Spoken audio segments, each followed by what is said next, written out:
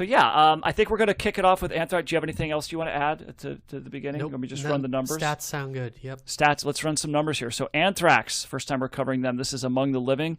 Comes in at number 297 in Best Ever Albums in the 1980s. Number 37 in 1987. Number 1,905 of all time. It is Anthrax's highest rated album on Best Ever Albums. I didn't check Rolling Stone. I am pretty sure this did not make Rolling Stone's list, so I'm just going to go out on a limb and say that. They are ranked number 907 of overall artist rankings on Best Ever Albums. So, Josh, do you want to go first on this, or do you want me to go first? I will go first. Okay. You are correct. It's not on the Rolling Stone list. I did do a little reading just so we have some fast, what I call fast facts. So I'm going to go ahead and give those to you now. This is their third album. It was released March 16th, 1987. Anthrax is from New York City, in contrast to the other two thrash metal bands we talked about, which are from California. We have Charlie Benante on drums, Scott Ian on rhythm guitar, Dan Spitz on guitar, Joey Belladonna on vocals, and Frank Bello on bass. This album is dedicated to Cliff Burton of Metallica after he died on their tour with them. Oh. So, like you alluded to, Anthrax was the opener for Metallica on that tour. Was Metallica in Europe, and so they were there, when Cliff Burton died, and this was their breakthrough album, which catapulted them to basically arena and stadium status with fans. And the other interesting thing I found was that Eddie Kramer was the producer and engineer on this album, and the band wanted to work with him because he worked on Jimi Hendrix and Zeppelin and Kiss albums, specifically Kiss Alive, which I guess members of the band liked a lot when they were younger. So and we covered Kiss Alive, didn't we? Was that the Kiss album that we did? Yes, I think so. Yeah. Gosh. Yeah, you're right. We did. And I don't remember what episode that is on. I'll look at it sometime. It was in the 70s. It was. Season 2. Yes. And that was a good representative sample of Kiss, too, because it covered all their hits. But, so yeah, it's, this was I'm glad we listened to this album because I feel like it definitely is different from the other two metal albums that we listened to in some key ways. I think it combines some interesting elements of not just metal, but also I feel like there's a punk spirit and a hardcore spirit or nature to some of the sounds on this album, as well as the lyrics. It's definitely not as hard or as threatening as Slayer is, but it's also not as, in my mind, kind of melodic or musically virtuosic as Metallica is. It's kind of got this, it's like this intersection of different areas. And the main thing that I think sets it apart is their lead singer, Joey Belladonna. He's got a very 80s high-pitched vocal range, kind of in, a la like Steve Perry on Journey or Foreigner, maybe like those kind of 80s, those types of 80s pop arena rock bands. So I think that sets them apart. So you have this voice contrasted with some really heavy guitar and almost some punk kind of punk lyrics and themes on the album as well. So it's this interesting intersection of things. I definitely caught some themes. I know we were giving you a hard time about lyrics, but did you catch any of the references or maybe something that they talked about on the album based on the titles? Indians is about Indians. That's correct. Native Americans. Native American Indians, not the country India. Yeah, I have to say, no, not really. I will say this, though. I was getting prepared for the regular episode we were supposed to do with the Smiths and 10,000 Maniacs. Oh, right. And Depeche Mode, and I was making a concerted effort to try to listen to those. Oh, great. But yeah, with the 48-hour notice and the fact that I didn't really listen to these records as intently as I normally do, no, I didn't really listen. I didn't really pick apart the lyrics there, Josh. Yep. So that's what I have you here for. That's what you're going to provide. I hope. Good. I wanted to give you the opportunity. I wrote down some things. I appreciate you having faith in me, but yeah, no. The other thing that kind of sets this band apart, I think, from the other metal albums is that they incorporate pop culture references into their albums. So you have social consciousness or social issues represented on some songs, like you said, Indians and One World. But then they also have references to Stephen King books and references because they're big Stephen King fans. So Among the Living and Skeleton in the Closet are both direct references to The Stand and short story Apt Pupil in one of the Stephen King collections. And then you also have Judge Dredd, which is a comic book character, and that's from his catchphrase, I am the law, which is also the song title of that song. So I think that's a big thing. Metallica talked about, they were kind of inward looking somewhat or a lot, and referencing states of being, emotions, things like that. This band is kind of more outward facing, I would say, looking at the world, and then Slayer is just kind of referencing the darkest aspects of humanity. So I think that's another way that they're different. So that's really most of what I have. What did you think of this album? Yeah, at first I would have to say I kind of agree with your assessment. I mean, my take on listening to this the couple times I did was it is kind of a hodgepodge of, some of the music that we've covered already, some of the metal, and I was thinking, okay, this is basically hardcore, thrash metal, and kind of nuwaba, like a la, Iron Maiden / Judas Priest. You put those three in a blender.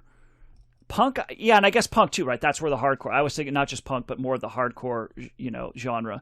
And so you put those three into a blender, and this is what you get, Yep. And so that definitely stood out for me, and I think as a result, I generally liked it. And it's funny because Anthrax is a band that I remember I've always known about, but I don't really know many Anthrax songs. I think they did a song with Public Enemy. That's their big hit. Yeah. Kind of what do you remember what the name of that is?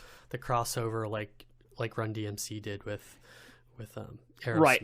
Only nowhere near as popular because it just wasn't like the commercial appeal wasn't quite as there. But I don't remember the name of that song, but maybe I can look that up real quick. I'm sure it's the listeners Bring the do. Noise. Bring the Noise. There you go. Yeah. Right. So and for some reason Scott Ian, the guitar player, is the only member that I could obviously recognize because he's got that he's bald and he's got that really long. No, it's not even a goatee. It's not even it's just the bottom part of the goatee. It's just the beard part. Yeah, he is kind of like the spokesman for the band, I feel like. Correct. Even though he's not the lead singer. Right. And so, yeah, which is kind of odd, right? And then I can't even recognize or name any of the other band members. So it's kind of one of those weird things.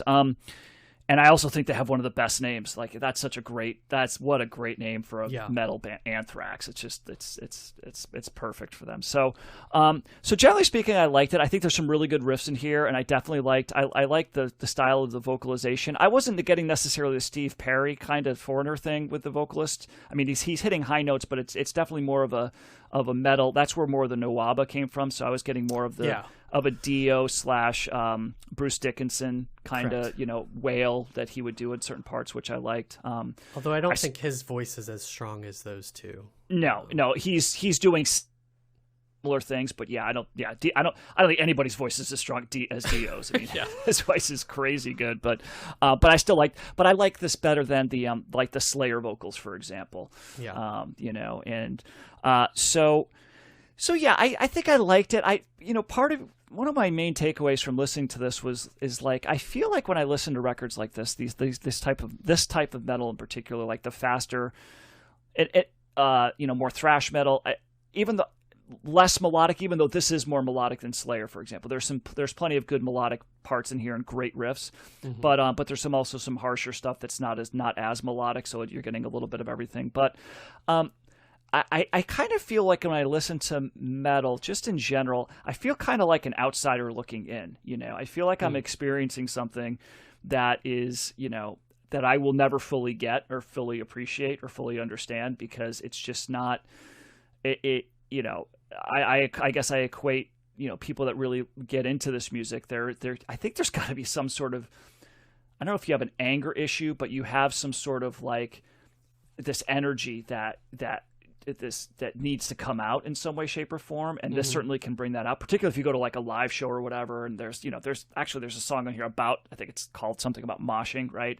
Yep. And so like you go to a show like this, and this is the aggression comes out, and the running into people and like banging your head and doing all this stuff and I would never do that. First of all, I'd get killed because I'm not that big of a guy. Like, I don't weigh a whole lot, so I should not be in a mosh pit at all. Yeah, but I just feel like, that type of energy has never been a part of who I am, really. And so while I can appreciate various aspects of this and the musicianship and the energy and I can get amped, with it sometimes, it's just it does feel like I feel like a little bit of I'm in a different country or something, or I'm experiencing a different culture that I appreciate but will never fully be a part of, Yeah. And it's certainly not metal. Is not the only. I think probably ska is a similar thing to that for me. And really, and maybe that's what John said is meaning when he talks about not connecting with things emotionally. Right. Even though I think sometimes I can, like if I wanted to get excited about something before a run or like working out, like there's certainly more energetic, more aggressive type music would be good for that. But generally speaking, I'm not doing those things, and I'm just listening to music, and it's not really connecting with me as much. So I think as much as I can appreciate this, I do. I still think Metallica probably so far of all the metal that we've covered has been my favorite and the most consistent. And probably I think a close second to that would be Iron Maiden. And maybe Dio. But like I think what I liked about Metallica is just how they just varied so many things up. They had a little bit more of a prog element, which to me is more interesting. They had more of an acoustic element, they'd weave the songs would kind of have movements, and I really like that. I think I kind of like my metal when it kind of goes in those different directions, and I know that that's not typically what a lot of metal is, but I think that kind of scratches an itch for me that I can gravitate towards. But as far as this record goes, I like this. I think I like this more than I thought I was going to. I thought that there was more melodic riffs in it. I did like his vocal style, and even when they did kind of the more hardcore or really like Slayer like thrash type metal, it's not like they leaned into it so much that I was.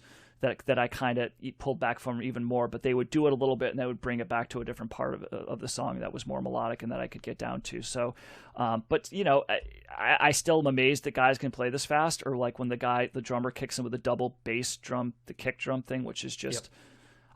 There's definitely a double bass. I don't know how they do it. It's just like I am amazed. I think it's hard enough just to keep regular rhythm with a normal drum beat, but let alone do what these guys are doing. So props to them. I think probably maybe a slight thumbs up here. I'm just trending a little bit towards the middle, but I don't know if I would go back to it a whole lot. But for the last 2 days, it was pretty good. So do you? I guess the other thing I would say is there's no kind of clear delineation between when we're talking about the hardcore influences. It's kind of all mixed in together in each song. They're not like doing different versions in each track. So just to clear that. It's not like, this is the hardcore track and this is the thrash track and this is the noir. It really is kind of incorporated. It's all in a blender kind of. Yeah, and they are, as fast as they go, they still are easier to understand lyrically when listening to the music, in my opinion, than something like Slayer. I would much rather listen to this, I think, than Slayer. Slayer's definitely in foreign land, and I remember actually I was brought back because I remember talking about them. You asked me if my biggest issue was the speed, and I think I said yes, but it's not just the speed. I think it's also and I think John talked about it as well. It's not as melodic, and so if you're just going to do fast, like aggressive music that doesn't have a lot of melody to it, or any melody really, that's a tough sell for me. You said earlier that you feel like you're kind of an outsider to this.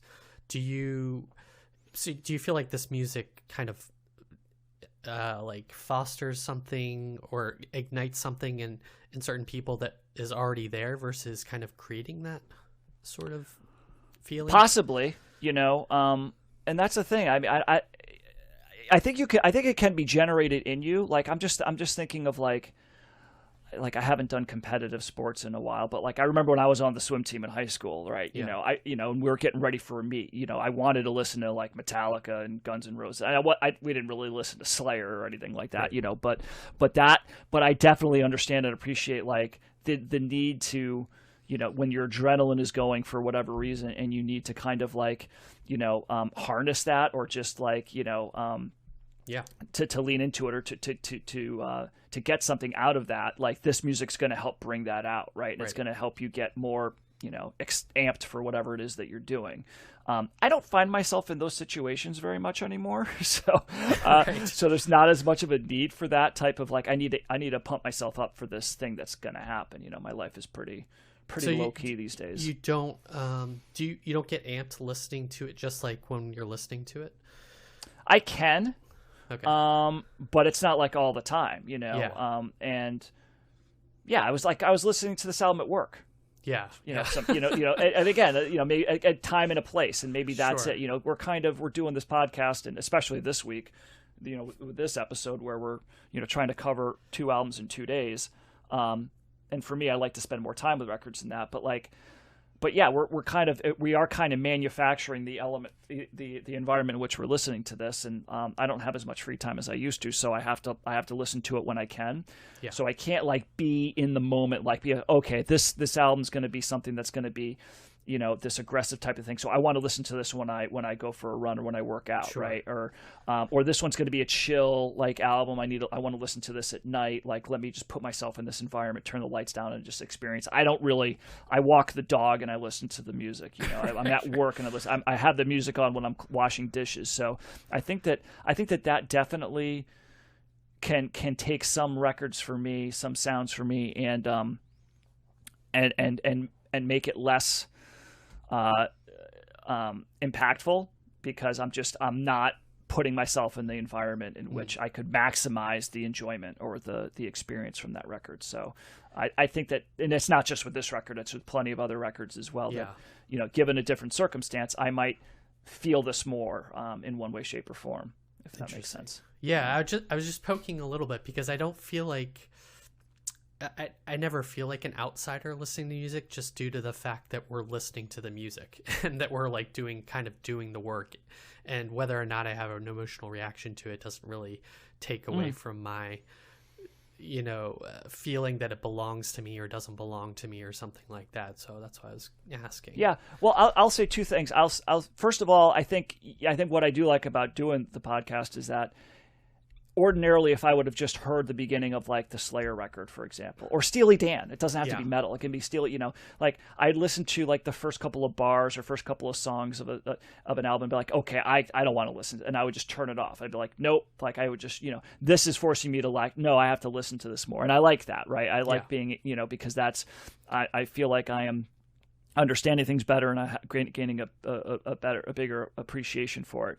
But by the same token, like if I'm listening to like this record, for example, like part of the image in my head is just like thinking about all these people at like a show going nuts, and just like, or the metal guys with the tattoos and this stuff, and like the image and all that stuff. And and part of me can't help but think that's not me, right? And this music, even though I can enjoy elements of it, this music is not for a guy like me.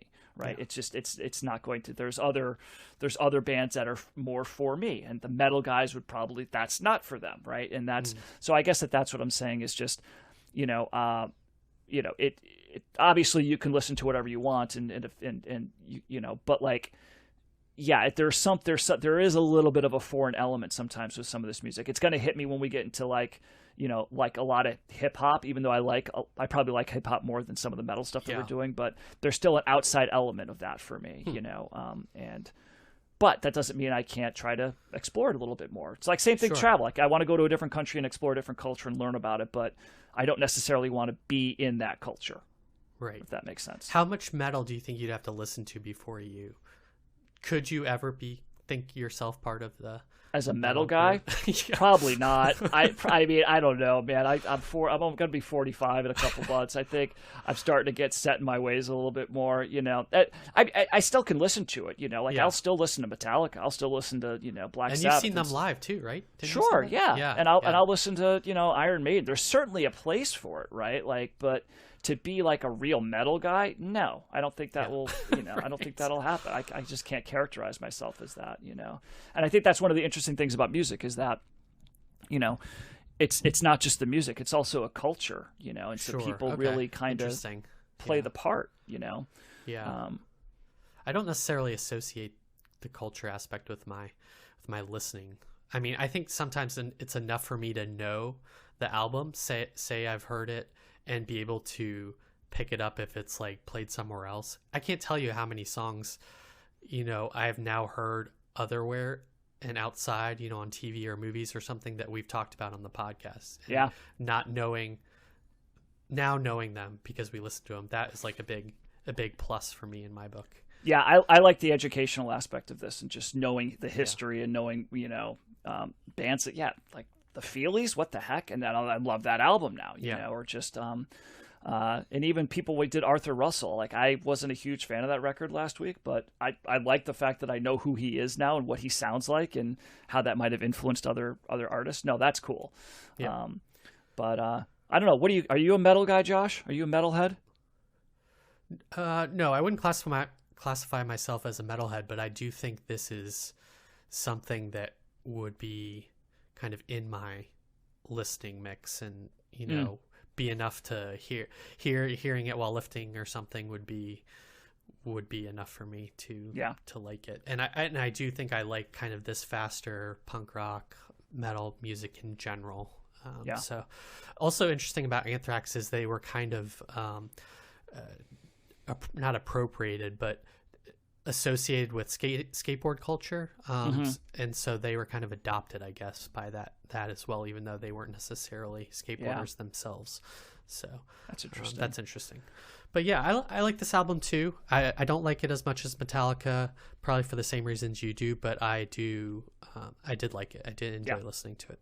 Yeah, So, maybe I need to start lifting weights more. Maybe that's what I need. I need to get in the weightlifting culture. No, well, I don't know if you want to be in weightlifting culture.